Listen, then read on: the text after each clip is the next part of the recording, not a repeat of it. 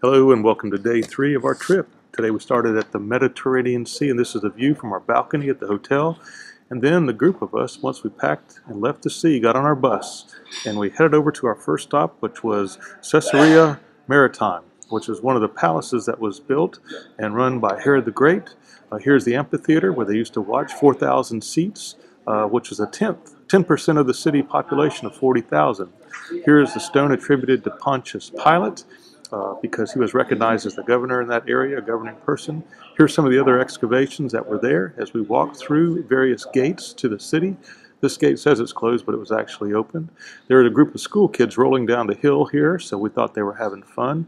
These are one of the moats and the funny walls that they had that would keep the people out that were trying to get in, and it was a pretty well fortified fortress that was there. Some beautiful gates and flowers that surrounded this place. They had to bring water in from this aqueduct, which was 17 miles long. It brought fresh water all the way from Mount Carmel to the ocean so they could have fresh water. Next on our stop then was Zippori, which was a mountain village, and it gets its name because it was called, looked like a bird that was perched on the side of a mountain. The neat thing about this area, as well as visiting the ruins, was that we believe this is where Jesus and his Father would walk to from Nazareth, and they actually did some of their work here, possibly together, and not only working with wood, but also with stone, and helped to make some things. Possibly they even saw a play or two there in the amphitheater. Here's where we stopped for lunch, and then we moved on to the Orthodox Church, where on the inside we saw some beautiful ornate woodwork and some paintings, as well as some icons and other things that were very symbolic and meaningful for those. It was very kind of a dark inside, the atmosphere. Here's the well where we believe Mary got the water from, and so that's a very sacred site. And we were able to see some of the many beautiful and intricate paintings that were there.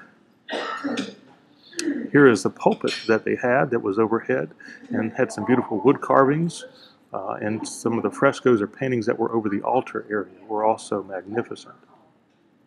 Next, we walked through an old part of town, a few blocks, to the Catholic Church, and here is the altar that's actually believed to be on the site where Mary was thought to have lived. Next door in this ruin is where the barn was, that perhaps where she would have the animals.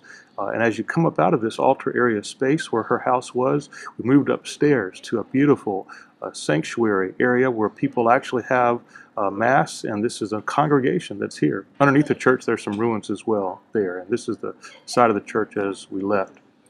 Tune in tomorrow for the next day. See you then.